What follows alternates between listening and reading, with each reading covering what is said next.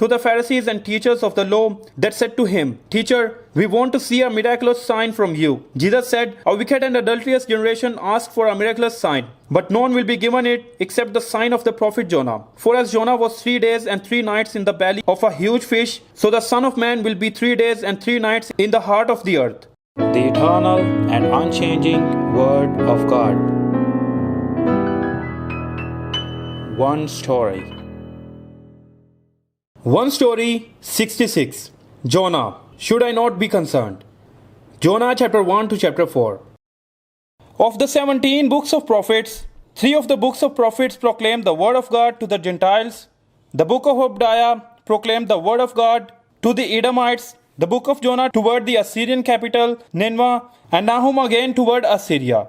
The prophet Jonah was called by God to proclaim the word of God in Nineveh, the capital of Assyria. Then prophet Amos, who proclaimed the word of God to northern Israel as a person from South Judah, appeared, and prophet Hosea, who proclaimed the word of God until the destruction of northern Israel, began his ministry. Again, the historical background, like the other 2 prophets, was at the end of the reign of Jeroboam II, when northern Israel was at their peak military and economically. Military, especially economic wealth, enabled God's people to turn their backs to God and serve idols to their heart's content. Now we will look into Jonah. The word of the Lord came to Jonah. The word of the Lord came to Jonah. Now, before we look at what was God's word that came to Jonah, the important thing is that God's word comes to God's chosen man. Without prior consent or permission, without consultation or notice, God's perfect decision comes to God's man in God's time. To other prophets, the word of God came to Jeremiah, Haggai, and Zechariah, also among many people in the whole Bible, Abraham, Joseph, Moses, Samuel, David, Peter, and Paul. It came in different ways. There is no regret in God's calling. In particular, what we can see through the book of Jonah is that only obedience is required for any calling from God. Go and preach. God said to Jonah, Go to the great city of Nineveh and preach against it, because its wickedness has come up before me. For Jonah, it was not easy to accept and was complicated command from God. It was already well known what kind of country Assyria was. As God said, Assyrians were the ones who were so vicious that their evil was brought before God. There are characteristics of countries that have conquered the world in history. Countries such as Assyria and Mongolia miserably trampled the defeated countries when they won the war. And especially, the men were not spared. Assyria bound prisoners and skinned their skin alive, and Mongolia killed people to make hills out of skulls and attacked the next country. And another thing these cruel countries have in common is that they were short-lived in history. In contrast, countries such as Greece and Rome used tolerances well with the power of the conquered nations. So it is said that the Greek army led by Alexander had 30,000 troops when they left the mainland. But the number of those troops increased as they won wars. This is because they embraced and accepted countries that surrendered. So Jonah knew how brutally the Assyrians were at that time. Their heinous behavior and that they were slowly oppressing northern Israel. Therefore, it was not easy for Jonah to accept God's command. To flee from the Lord.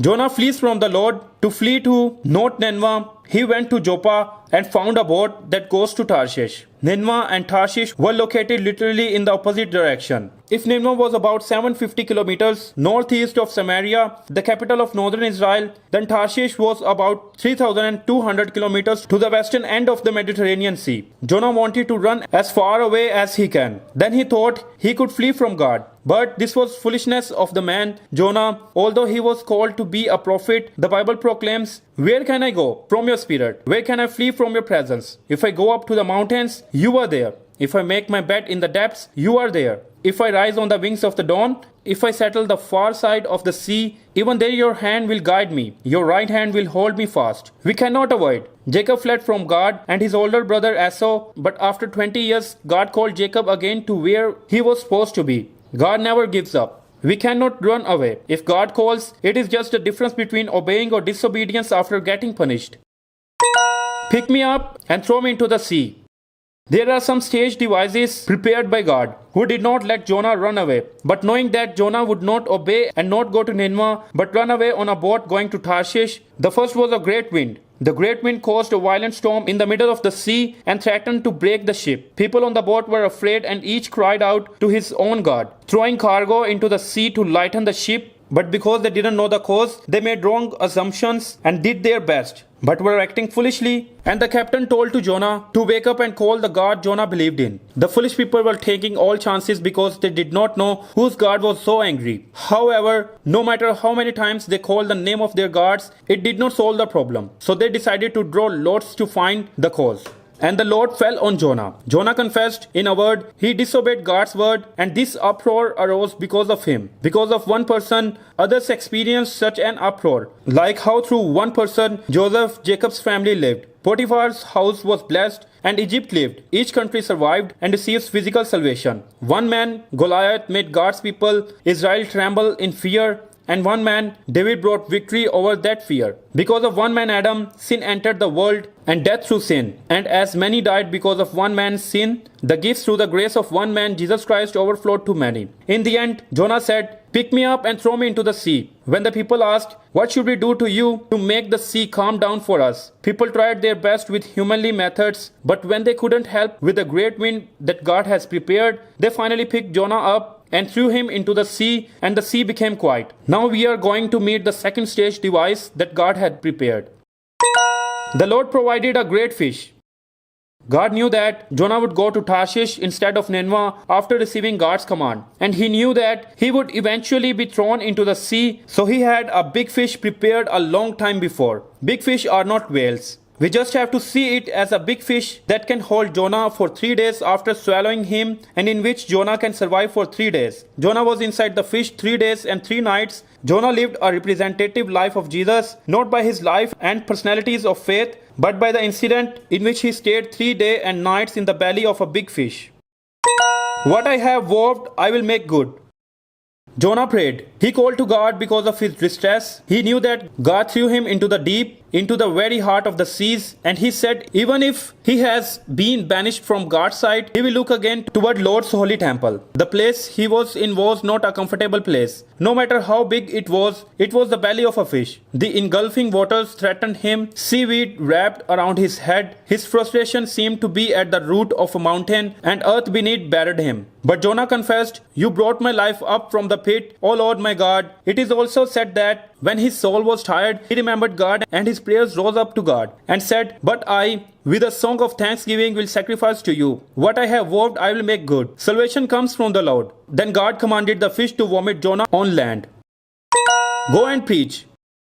God again told Jonah, "Go to the great city of Nineveh and proclaim to it the message I give you." God never changes. As it was the same as when God first commanded Jonah, it was the same as God did to Jacob even after 20 years. Then God said to Jacob, "Go out to the Bethel and settle there, and build an altar there to God who appeared to you when you were fleeing from your brother Esau." God, who has not forgotten anything, called Jonah again. And this time Jonah got up and went to Nineveh as God commanded. On the first day, Jonah proclaimed. Nineveh, the capital of Assyria, was a city large enough to walk for 3 days. However, Jonah's heart is still uncomfortable, although it seems like he now stands in the place of obedience after suffering almost to death. He is physically there and proclaiming, but his mind is not there. This is because all he did was walk around the city large enough to walk for 3 days, in one day proclaiming, 40 more days and Nineveh will be overturned. However, God worked through Jonah's disobedience that seemed like obedience. Jonah got up and did proclaim, but not really, and obeyed only to a point where God would not punish him. And at the same time, not wanting Nineveh, the fierce Assyrian capital, to repent and be forgiven, and so he was trying to kill 2 birds with 1 stone. But God has already planted fear in the hearts of the Ninevites. When they heard Jonah's word, they confessed and believed God. They declared a fast, and all of them, from the greatest to the least, put on sackcloth. When the news reached the king of Nineveh, he rose from his throne, took off his royal robes, covered himself with sackcloth, and sat down in the dust. Then he issued a proclamation in Nineveh, by the decree of the king and his nobles, "Do not let any man or beast, herd or flock taste anything. Do not let them eat or drink, but let men and beasts be covered with sackcloth. Let everyone call urgently on God. Let them give up their evil ways and their violence. Who knows? God may yet relent and with compassion turn from his fierce anger so that we will not perish." And when God saw that they turned around and repented, he changed his will and did not bring the plague that he intended to bring upon them. Have you any right to be angry? Jonah, who proclaimed in the great city of Nineveh, which should have taken 3 days for 1 day, did not want Nineveh's repentance. So, when God did not bring the plague that God intended, Jonah was greatly displeased and became angry. And he complained to God. In short, it was, I knew this would happen. Jonah meant that he knew when God sent him to them, it was not to destroy them, but to save them. And because God intended to save them, he fled to Tarshish. And he referred God by saying, I knew that you are gracious and compassionate God, slow to anger and abounding in love, a God who relents from sending calamity. And he kept complaining. God said, Now, O Lord, take away my life, for it is better for me to die than to live. Then God replied, Have you any right to be angry? Jonah doesn't know the truth God wants to say through Jonah. This is life's foolishness. Should I not be concerned? Jonah said that he would go out from the city and build a tent and see with his own eyes whether Nineveh really perishes. At this time, Jonah rejoices when God made Jonah cover Jonah with the vines prepared with a big wind and big fish. However, the fourth thing God prepared was a worm to eat the wine at dawn. And when the sun rose and hit by Jonah's head, making Jonah feel like he is about to die, Jonah again tells God, It would be better for me to die than to live. God said, Do you have a right to be angry about the wine? I do. He said, I am angry enough to die. Now God is telling us what he wants to say to us through Jonah and through the book of Jonah. God said, You have been concerned about this wine, though you did not tend it or make it grow. It sprang up overnight and died overnight. But Nineveh has more than 120,000 people who cannot tell their right hand from their left, and many cattle as well. Should I not be concerned about that great city? This is it. Jonah's big mistake was that he missed what God wants to say through him. Because he was bound in his standards that God sent him to Nineveh, and because the Ninevites are wicked, they should not be saved. God sent Jonah to Nineveh, the capital of Assyria, because Nineveh represents Assyria. There was already a decision to judge Assyria. Jonah was proclaiming the word of God in Nineveh about 750 BC. And after 100 years later, through the prophet Nahum, a clear warning was given. O king of Assyria, your shepherds slumber, your nobles lie down to rest. Your people were scattered on the mountains with no one to gather them. Nothing can heal your wound. Your injury is fatal. Everyone who hears the news about you claps his hand at your fall. For who has not felt your endless cruelty? And about 40 years later, in 612 BC, Assyria was destroyed by Babylon. So, what does God really want to say through the prophet Jonah? If God's purpose was to really save the people of Nineveh, why wasn't Assyria's destruction stopped 140 years later? God's interest was not in Assyria or Nineveh in the first place. How much more would you cherish if you were a child of God? God tells Jonah, but Nineveh has more than 120,000 people who cannot tell their right hand from their left, and many cattle as well. Should I not be concerned about that great city? Saying that destroying and judging them is not the purpose. Now northern Israel will be destroyed rapidly after the books of Jonah and Amos, bearing the prophecy of the restoration of the prophet Hosea, not by Babylon, but by God. At that time, God's people will cry, Where is God? Why aren't you helping us? Is God the one who enjoys judgment and wants destruction? Why are you letting these things happen to us? God's chosen people. So God mobilized all of the stage devices that has prepared through Jonah now, such as the great wing, big fish, vines, and worms, to show that for now North Israel will perish and Southern Judah will perish. But this is not God's will, but is indirectly revealing God's zeal to bring his people back. God is revealing his love by contrasting the life of 120,000 Nineveh with the vines that are not even human but like worthless ephemeris. Contrasting the wild Nineveh that is bound to perish with Israel, the people of God whom he protected, cared, loved, and showed grace, starting with Abraham. Just as Jonah loved the vines that had grown overnight and dried up overnight, so if God cared for the people of Nineveh, the wild people, how would God not care for the people of God? It means if God is still working for those who do not know or acknowledge God, how much he is working for us, the children of God. That is God's heart and God's love that he wants to speak and reveal through the book of Jonah. The story of God's love that becomes clearer through the books of prophets, the story of God's zeal for making God's people surely children of God and wanting to walk with them in faith continues.